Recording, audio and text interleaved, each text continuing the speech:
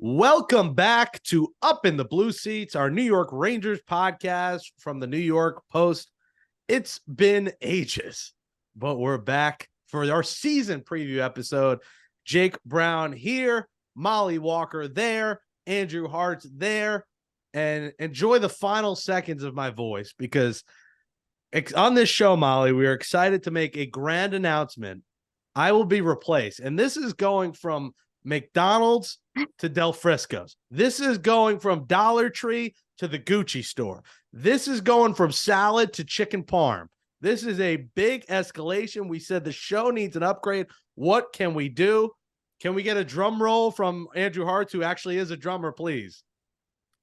Adds in drumming sound effects. Yeah, there you go. Beginning next week, Rangers open the season this week. Beginning next week, on a day to be determined, the new co-host of the Up in the Blue Seats podcast played 15 seasons in the NHL. He can be seen on the NHL Network this year. He is a former New York Rangers center for 5 seasons from 2009 to 2014. The man overcame cancer. One hell of a feat. He is a Bill Masterton Trophy winner.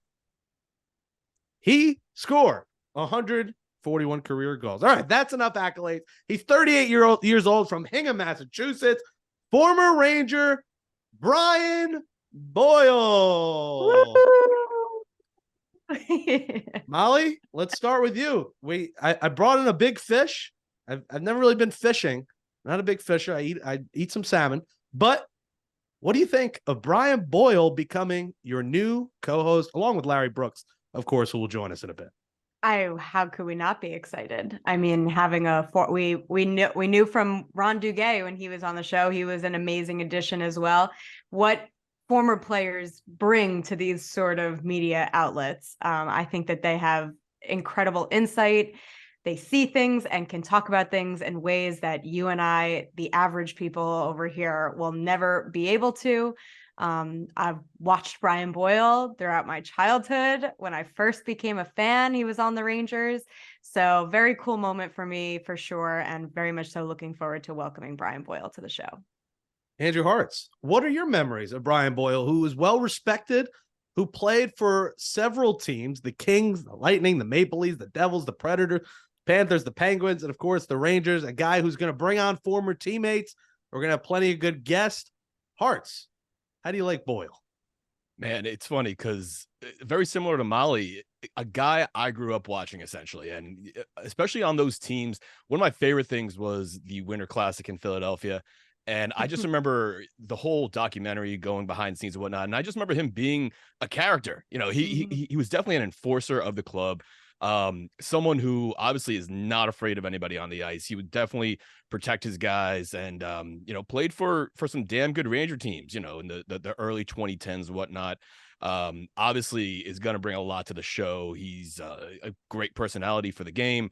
He's a fighter, like you mentioned. I can't wait to hear what he has to say. This Ranger club has a lot going on this year. And honestly, he's still pretty familiar with the game, only a year out of playing days. So he still knows how this game is played. He knows, especially a lot of the guys out there now, the new analytics. So expect to get world-class information from the one and only Brian Boyle on this podcast. And it's coming up every week on Up in the Blue Seats. That's the announcement. New York Post, Up in the Blue Seats, Apple, Spotify, Google, Amazon, wherever you get podcasts.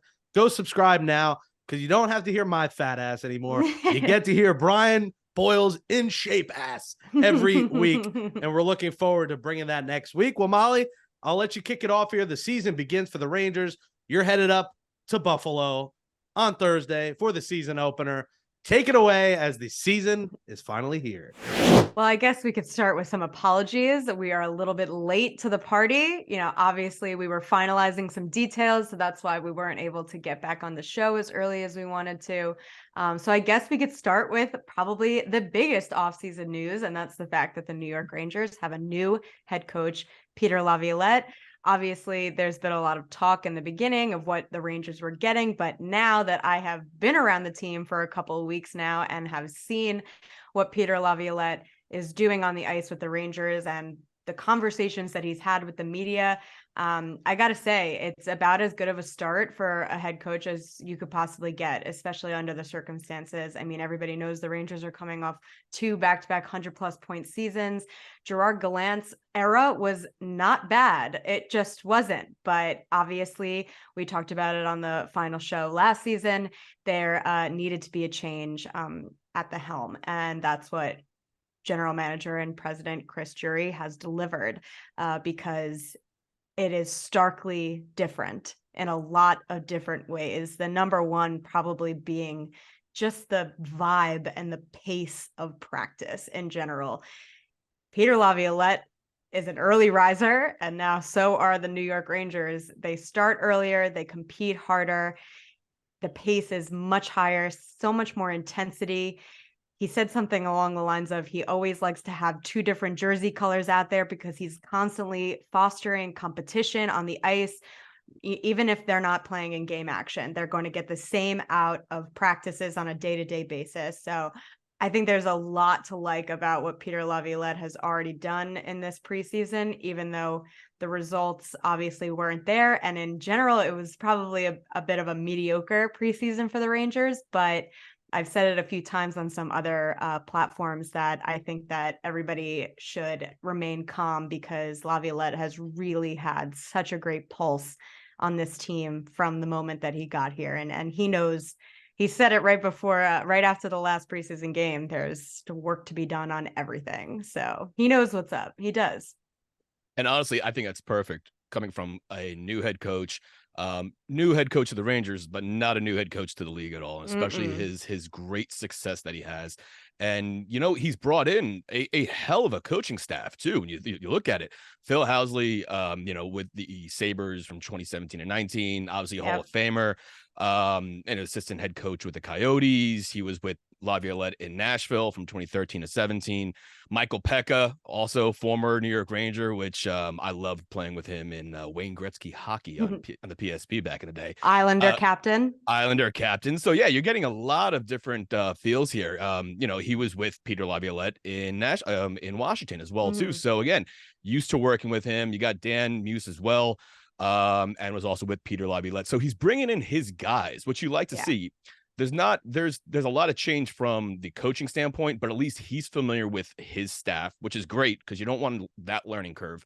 But I say the word curve because that's the one thing that I keep hearing and reading, especially from you in the post, is that Laviolette wants this start of the season to be on a learning curve. You know, like you said, it may get off to a slow start here. Obviously, preseason has not been great. They were 1-5. I believe the team also started 1-5 when they went to the Stanley Cup finals back then. And they actually started 2-8 too as well. So again, I'm not overly concerned, and nor should anybody be overly concerned if this Rangers team starts off a little slow. You have to have faith that the team that's been put together and the team that Laviolette's working with, it's who you want out there as of now. And I was one of those fans where I was a little unsure about Laviolette coming in. I thought there were a lot of other decent options, but the way that he's spoken with the media and the way you speak and write about him, that's exactly what I feel like this team needed. This is largely a very similar core to the team we had last year, which again was a great team, just flamed out in the playoffs. But I guess the one thing that I'm curious about from your standpoint, what's been the one major difference that you've noticed in terms of, you know, training and practices between Laviolette and Elaine, or not Elaine. My gosh. See, now we're going back with Gerard Gallant from last year. I would probably say, look, you can say it. I know. We've tried very hard, you know, to show just how, you know, great it was the 2 years with Gerard Gallant. You know, every coach has their own things, and, you know, whatever doesn't work for a team doesn't work. But I'll leave it at this. Vincent Trocheck told me that he feels like the team is simply more prepared this preseason. Obviously, the results aren't exactly showing that, but in terms of the work ethic, the conditioning, and the actual style of the practices, they're just so much more structured, so much more purposeful. And the Rangers needed a Gerard Gallant coming from David Quinn. David Quinn, he was a new NHL coach. He was still in his college ways a little bit. And I think he treated the team a little bit like a college team. And that was a little too hands-on, a little bit too in your business, want to be friends. And Gerard Gallant was the complete opposite. He's the most hands-off, old school kind of guy, just go play hockey, just give me 100%.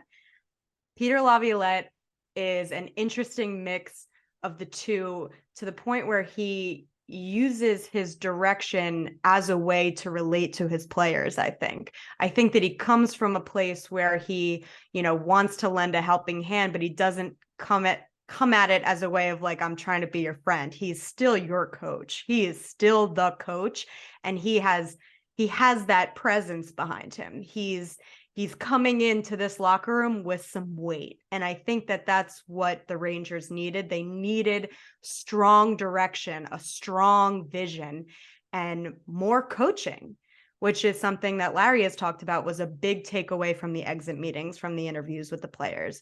So all in all, I mean, it sounds silly to make it this, such a vague, broad response, but it really is the way that he's running the team that is so drastically different than what we saw from Gerard Gallant, even though a lot of the things that he's said and the decisions that he's made are very similar things to what Gerard Gallant did as well, because it is still pretty much the same core of players. So he knows the things that have worked, but he's also come in with a willingness to experiment and to try different things.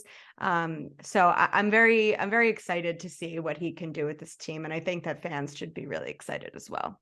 I think fans absolutely should be excited, and not to, be even more excited. The Rangers have made quite a few moves since we last spoke, and bringing in some new players as well. One of the guys I'm most excited about is Blake Wheeler. I feel like that's one of the biggest, not under the radar, but definitely a possible bargain pickup. 37-year-old right winger. Last year he had 16 goals, 39 assists, 55 points. He was on the ice for 17 minutes roughly. I think that that's a great pickup. Obviously, Jonathan Quick, goalie from the Knights, Kings last year, and probable Hall of Famer, I'd imagine. Mm-hmm. Tyler Pitlick, Eric Gustafsson, and Nick Bonino. Molly, who's the one player who I guess you're most excited about, or at least feel will be the most impactful on this team coming up? Eric Gustafsson is far and away the most impressive and skillful defenseman that the Rangers have had to fill that left side third pair spot in the last few seasons. That's a bold statement. Bold. Far and away. They haven't even played a game yet, and I can say that confidently. I mean, hey, we all know I'm a huge UMass fan, and by association, Zach Jones, I have a great relationship with him. I've covered him for all of his career, basically. But Gustafsson, there was no competition. And that wasn't to say that Zach Jones didn't have a good camp, because he did. But Gustafsson is a true NHLer through and through. He's an experienced, battle-tested veteran guy. And that was so apparent from the moment that he stepped on the ice, just in regular practices. I think that his offensive upside is also going to be something that the Rangers could really benefit from. He had one beautiful goal in preseason that I think is a very good indication of what he's capable on the ice. So far and away, like you said, Jonathan Quick, Hall of Famer. Obviously, he's had a bit of a rough preseason. Blake Wheeler, I'd like to think that he doesn't want to overexert himself because of his age, because of the mileage on him, that he, is saving himself for the regular season a little bit. But hands down, Eric Gustafsson is someone that everybody should be very excited about. You mentioned the Gustafsson move against Zach Jones. And again, I mean, 379 games versus 38 games, 31-year-old. Like, for a team that needs that experience, I feel like that's just it was the right move, honestly. And again, Jones will be a perfect option, if there's ever any need or whatnot. Lastly, before we get to Larry Brooks, there's just so much to talk about here. Philip Hedl, do we have any update on his injury? Obviously, he's such a huge part. Yeah, I know, obviously you wanted to get a little more time, little gel with the system, but he's been hurt. Do we have any update before we go into the season opener? Yeah, he's been skating. He's in a red non-contact jersey the last time I saw him on Sunday. What's today? Yeah, on Sunday. So I think he's trending in the right direction. And I think that the way that the Rangers have been deploying their lineup also indicates that he will be ready by opening night.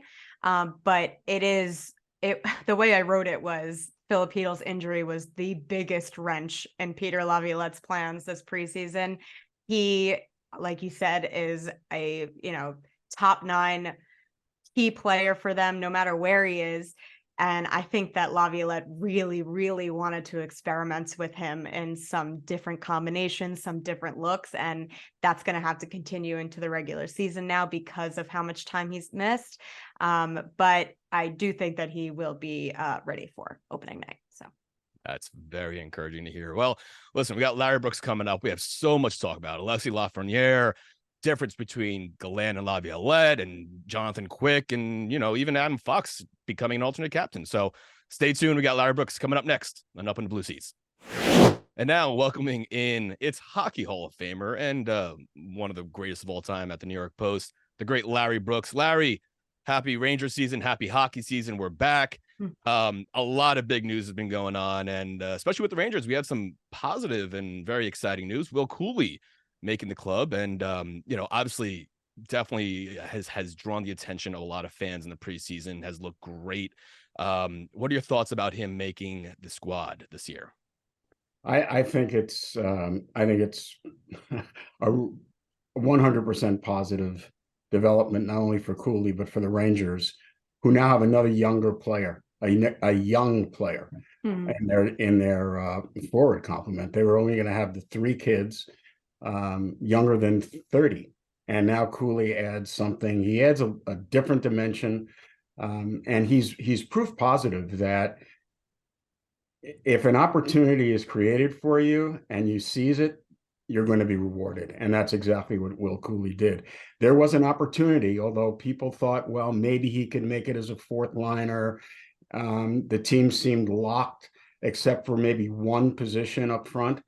And that was going to be Belzile, right? Or Riley Nash. That's what we were talking about. Who was going to be their 13th guy? But Will Cuylle saw the opportunity, saw the opening, and he stepped right into it. He had the most, I think, maybe the most impressive camp. Gustafsson played really well. I think Zach Jones came on at the end. But I think from beginning to end, Will Cuylle was the most impressive player.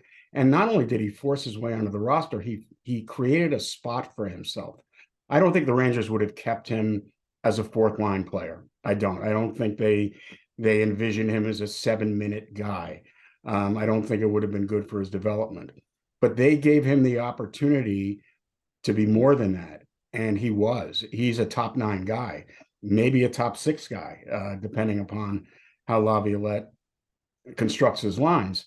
So he brings size, he brings strength, he brings an offensive touch. He goes to the net. He plays the way not only Laviolette wants his forwards to play, he plays the way Gerard Gallant wanted his He plays the way David Quinn wanted his forwards to play. Vigneault, not so much. Yeah.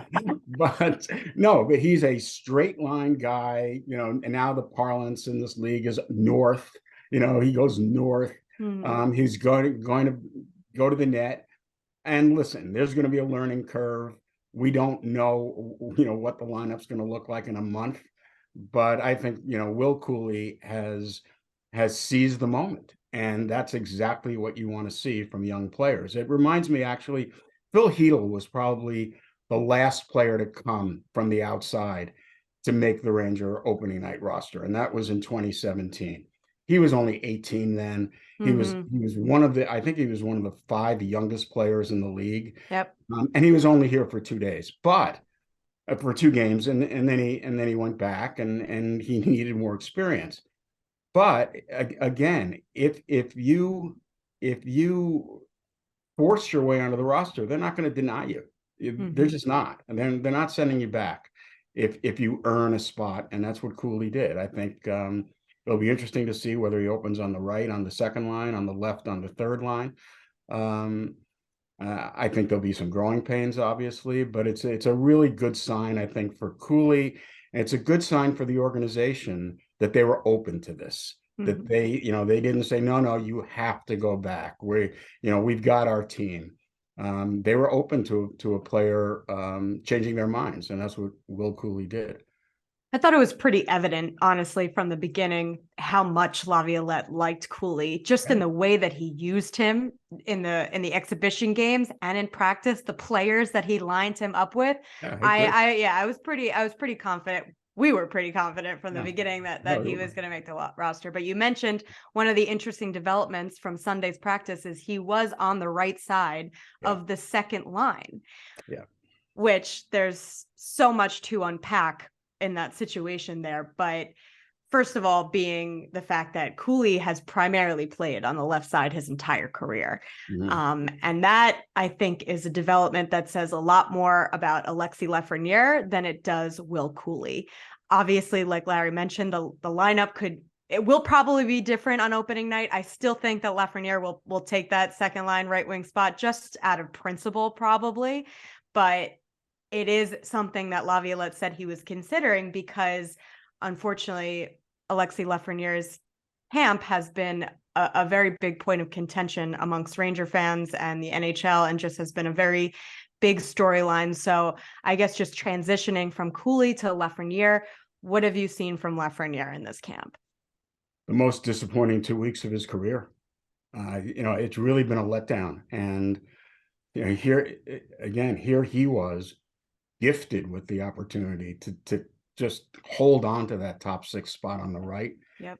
And I don't really have an explanation for the way he played. Was there too much pressure on him? How can there be too much pressure in training camp? Honestly, and I'm not here to bash Lafreniere, but I think everyone expected more, just the way everyone has expected more from him from the start of his Ranger career. There's been kind of a disconnect, and I'm not sure I can put my finger on it. I don't think Chris Drury can put his finger on it. I don't think Gallant could put his finger on it. Peter Laviolette, he's been here for 3 weeks, so I don't want to speak for him at all. I'm not sure what exactly he sees, but the first couple of days of camp were okay, and then starting with the Boston game where he played, it was hard to believe again that there was just, he made no impact. I mean, you didn't know he was on the ice. You didn't know he was playing. I'm not sure what that is. I just don't know. I do know that Lafreniere cannot continue to be a major issue for the Rangers all year. He just can't. You can't have him consuming all of the oxygen in the room. You can't have every day the question of, what's Lafreniere? What's up with Lafreniere? What's up? So the best thing would be for Lafreniere just to play well and quiet all the noise. There's just so much noise around him. And I know that people think, well, he should have been given a top 6 spot in his rookie season. He should have been given a top 6 spot his second year and his third year. I've never agreed with that outlook. I think you have to earn it. Philip Hedl earned more time. Even Kako earned more time at different times. And here he was essentially given that second line spot. Yep. And he I don't know if he's going to be able to hang on to it or not. I think there'd be a lot on Cuylle to play him up if he's going to be playing with Hedl and Panarin. That's a lot.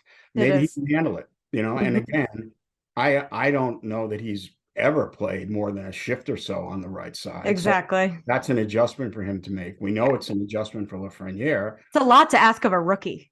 It's a 21-year-old rookie who just made his first NHL roster out of training camp. Yeah, it's a lot to ask. It is. So I'm not sure. Maybe it's easier to start Cuylle there and then bring Lafreniere into that spot if there are issues than it is to start with Lafreniere and drop him back. There's just so much. I don't know. I think he'll still start there. I just think that. Sure. I don't know either, because I'm trying to get to know Laviolette for sure. I don't know, but that's a good transition to something that you and I have talked about a lot, is the difference in how Laviolette has spoken about Alexis Lafreniere than the way Gerard Gallant spoke about Alexis Lafreniere. And you mentioned, obviously, he's only been here for 3 weeks and he hasn't been around Lafreniere a lot.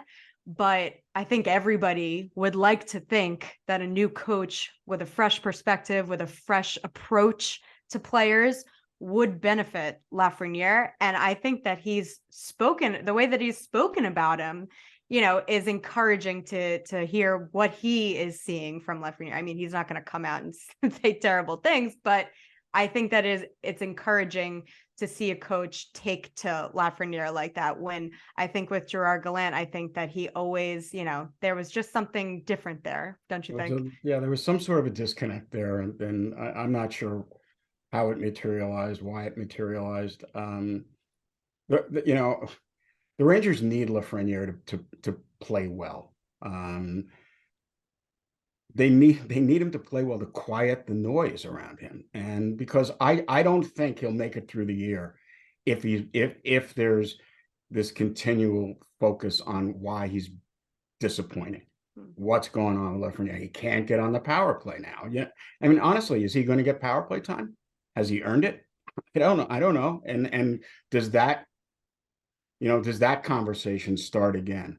Why isn't Lafreniere? Well, Lafreniere needs power play minutes. Lafreniere needs power play minutes. But you know what? Will Cuylle might take those power play minutes from him. Yep. Right? I mean, we know that Blake Wheeler is going to be on the second power play. Yes. I would presume that Phil Hedl is going to be on there. Yep. I would assume that Kako is going to be there. So, Laviolette could go with 2 defensemen. He could go with Gustafsson and DeAndre Miller. Or he could go with a 4th forward. And who's the 4th forward? Cuylle, who goes to the net, or Lafreniere, who I don't know. Yeah. So again, I mean, from everybody's mental health standpoint, it would be better for the Rangers if Lafreniere can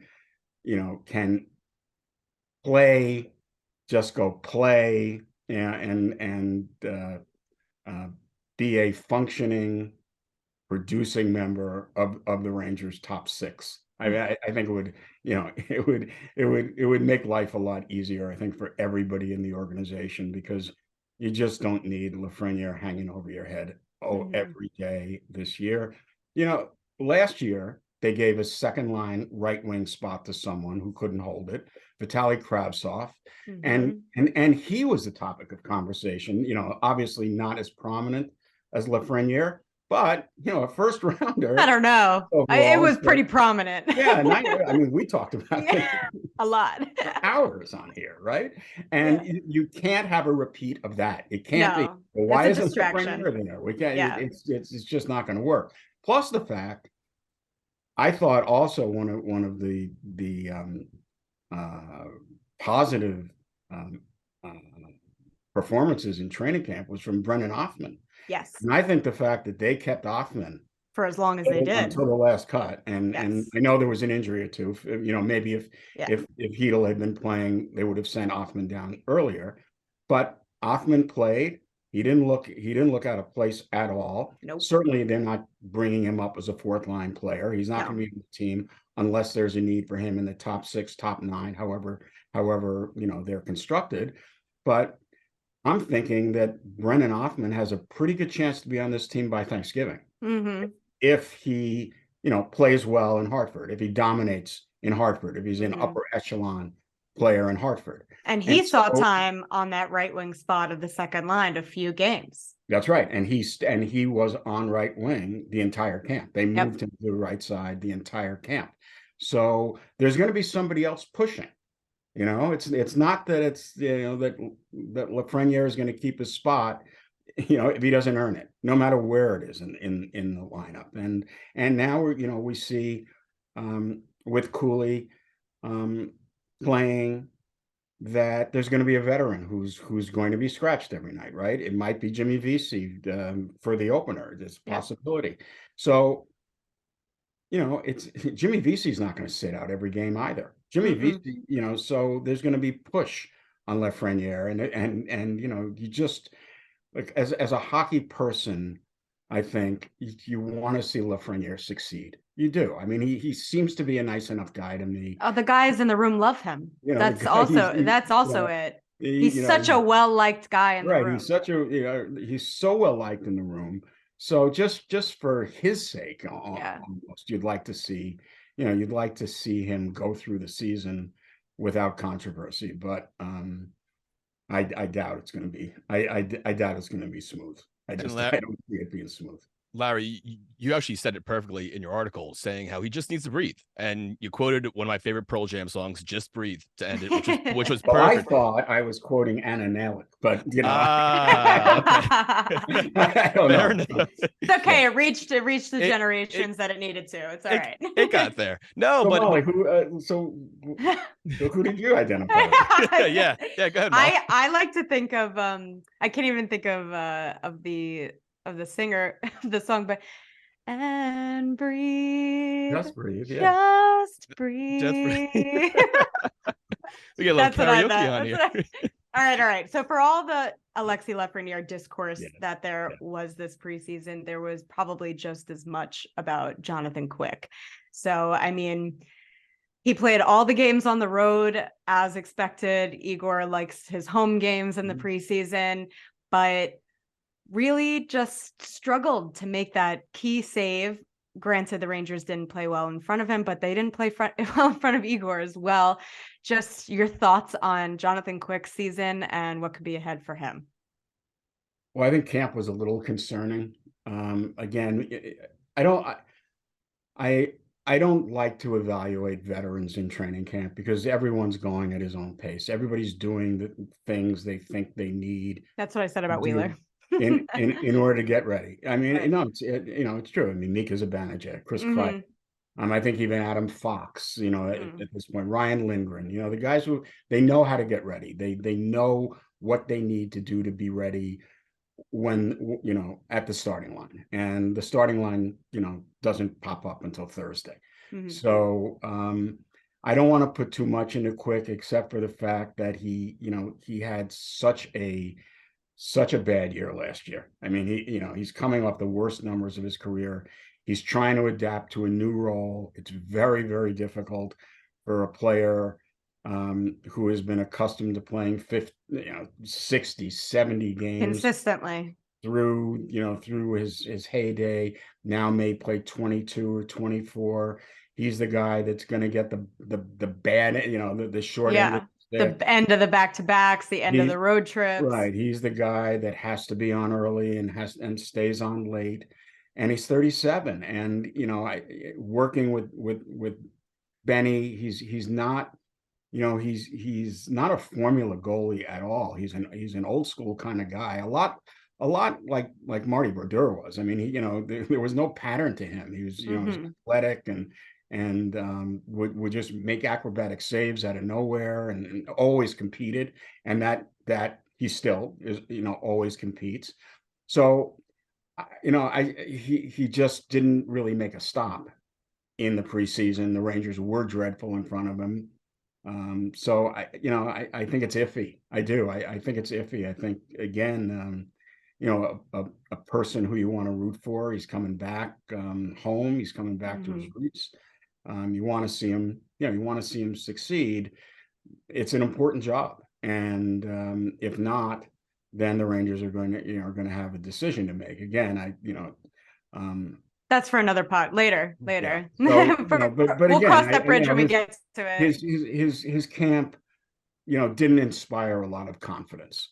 Now, whether that means anything or not, who knows? We'll see. Maybe he'll play in Columbus on Saturday. Maybe not. I think they'll probably want to get him in, early enough in the season. I don't think they'll want to wait 2 or 3 weeks to get him in. I don't think they'll want to wait till the 5-game trip to get him in. So, we'll see.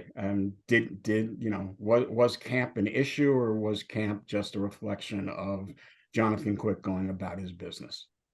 Well, hopefully it's not a Marty on situation. That would not be good. But listen, before we get to our season predictions, I'm sure you've heard the news that we have a new guest, or not new guest, but a new co-host coming on here in former Ranger, former Devil, former NHLer, Brian Boyle. Larry, any memories? Listen, he was a terrific guy, and he is a terrific guy.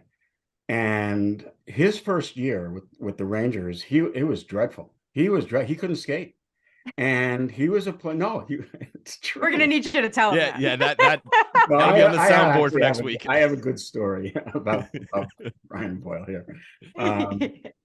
But he went and he knew he was in danger of not making the team the next season. He just couldn't keep up. And he spent that summer with a skating coach. He came to camp that next year, a revelation.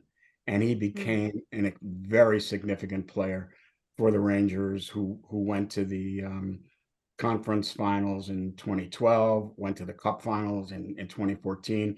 He was part of the best fourth line I think they've ever had. He was with Dominic Moore and either Dorsett or Carcillo on the right. It was a substantial fourth line, and the story about Boyle is the Rangers traded I believe a third rounder to LA for Boyle, and who had been a first round draft pick in 2003 in the Hugh Jessamine draft.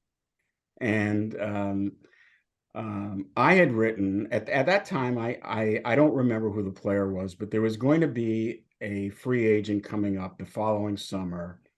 And this was at the point where I still was naive enough to think that teams might use offer sheets, and the Rangers needed that pick in order to extend an offer sheet to this free agent. And I wrote that it was a bad, they shouldn't have traded it. They shouldn't have traded the pick away. Certainly not for Brian Boyle. And so, Boyle came in camp, and we got along fine. We did. We got along fine. But it was like the second or third year when we became fairly friendly that he told me that after he was traded, his agent told him to stay away from me. That was trouble. Yep, that checks out. That checks out. But you know what? He's an inspirational figure. And we are as lucky as the Rangers to have to him actually get Brian Boyle. Yeah. Well, it was a good deal this time. Stay tuned for next week to hear, because I'm sure that's going to come up next week for sure on next week's episode.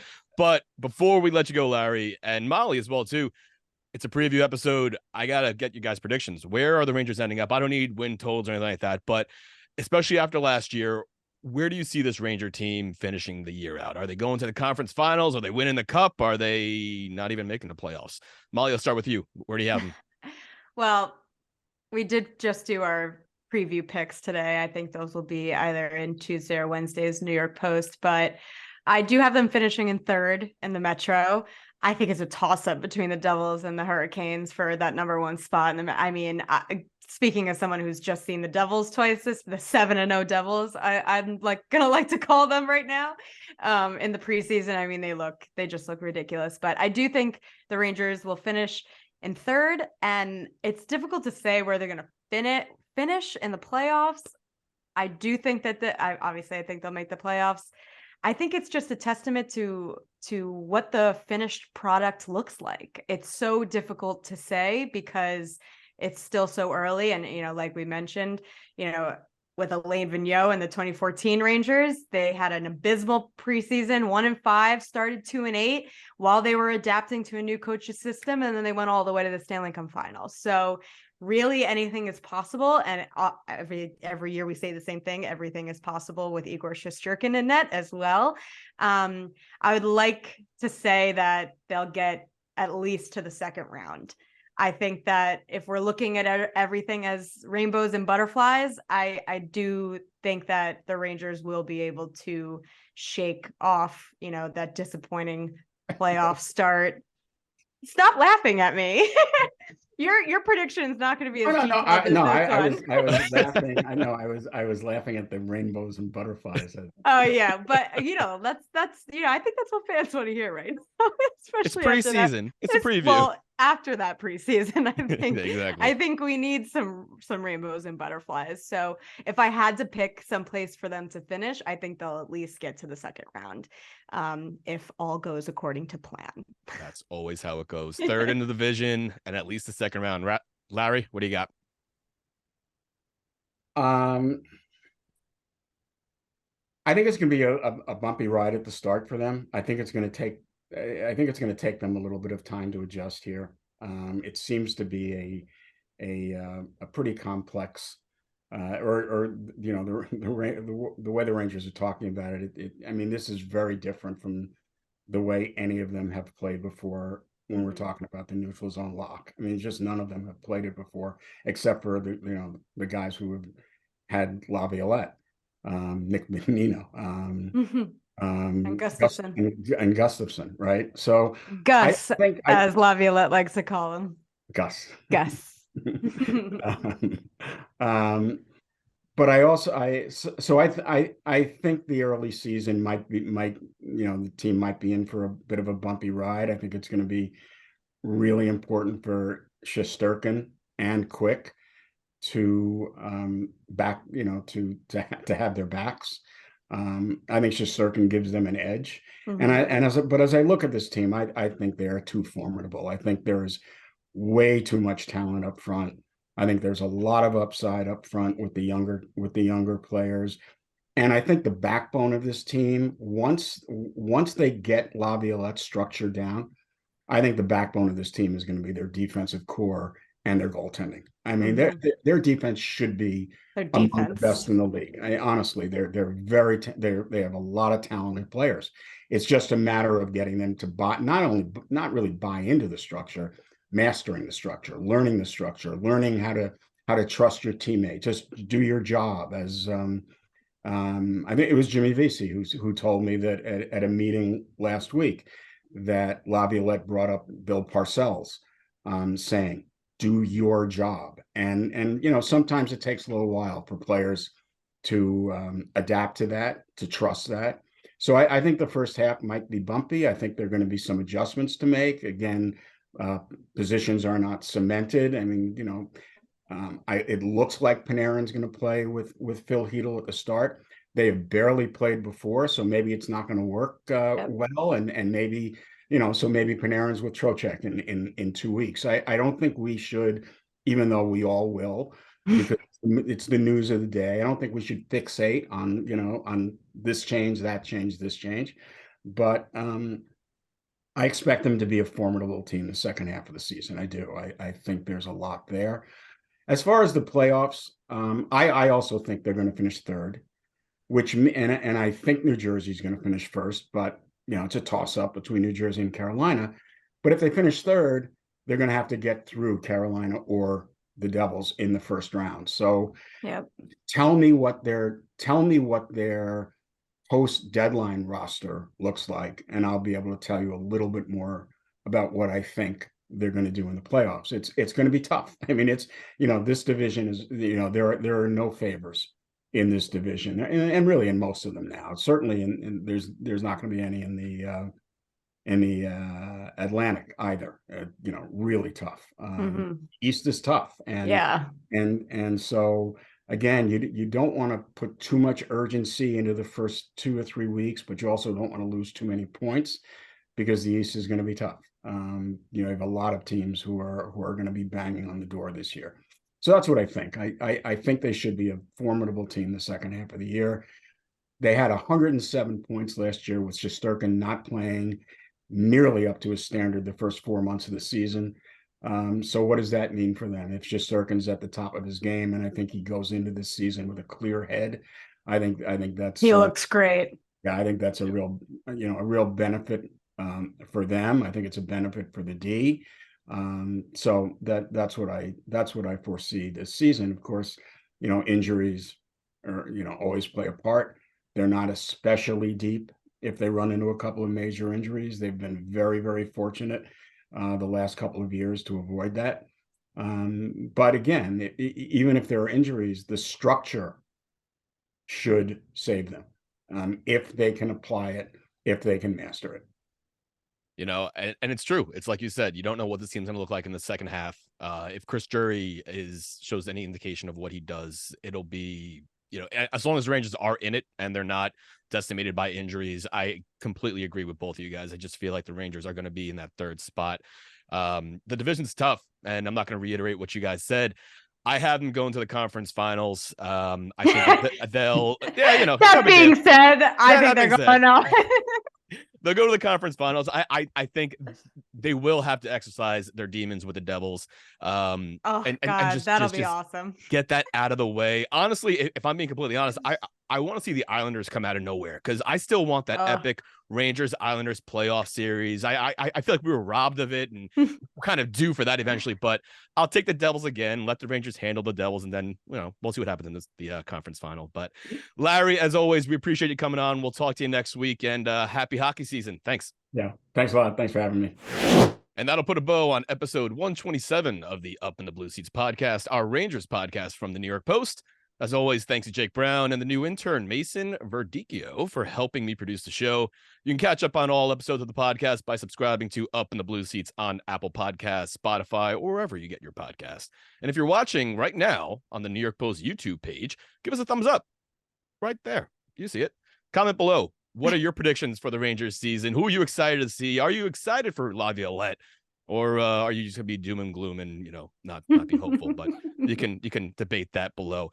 You can also follow us on Twitter or X. I guess now we got to update that too. I refuse. No, okay. So it's Twitter. It will always be Twitter in this house. Then yes, on Twitter. podcast. In this podcast, it's at Molly Walker. That's 2 E's, 2 R's, and I'm Andrew Harts with no E, just an ARTS. Molly, there was so much we didn't get to, but your thoughts on Adam Fox as a new alternate captain? It feels like it was overdue. He's been sitting in a lot of these meetings with the squad, and it's appropriate that he gets that A on his chest.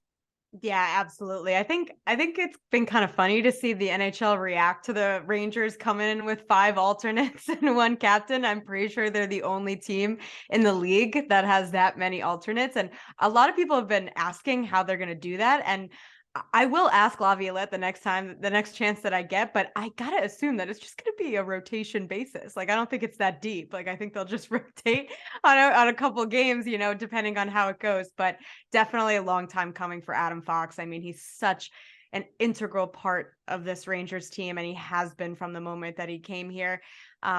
Mika Zibanejad said that he's been sitting in on the leadership meetings that they've had over the years. So this was just a natural progression for a former Norris Trophy winner. Probably not the last Norris Trophy either. Just a long, long career in front of Adam Fox. And the Rangers are really lucky to have a guy like him on their leadership core. It seems like a matter of time before that A turns into a C. I'm just saying, give it time. One last thing, and honestly, Molly, it's the biggest story that we didn't even get to address, and I feel at fault for just running the whole show here. The big news, not Mika Zibanejad DJing career continuing to take off, but Artemi Panarin cutting his hair. Yeah, one of the best heads of lettuce in the game, and he just shaved it all down. I mean, what's going on there, Mo? There will not be bald shaming on this podcast. No shame whatsoever. It's funny. I actually walked up to the locker room at the beginning of the season is very overwhelming. There's a lot more media, a lot more people are just trying to talk to guys. And I didn't even get a chance to talk to Artemi Panarin, for no joke, the first week and a half of training camp. And the other day was actually the first time that I got to walk up to him. And I said to him, I was like, I can't even recognize you on the ice anymore. And he started cracking up, and I was like, no, but actually it's kind of a problem. At this point, yeah, obviously we look at the numbers and everything, but sometimes when you can't see the numbers or the way that the jersey's tucked into the back of their, pants, sometimes it's difficult to read, and you just go off of their body structure, their hair, their body language and the way that they move. And without Artemi's curls coming out of his helmet, I straight up am like, who is that?